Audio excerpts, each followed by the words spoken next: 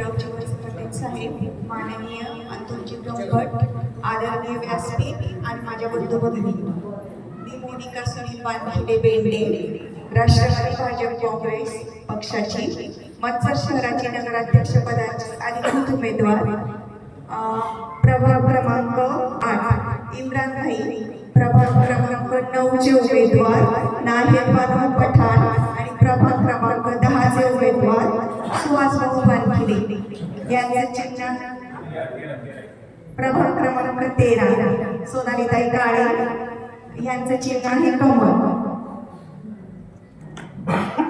तुम्ही सगळ्यांनी कमळ आणि घड्याळ या समोरील चिन्हासमोरील बटन दाबून बहुमताने आम्हाला विजयी करा आणि मला आणि माझ्या समवेत असणाऱ्या 17 उमेदवारांना तुम्ही मतदान करा. हे अमूल्य मताची किंमत आम्ही नक्कीच कामात उतरवू.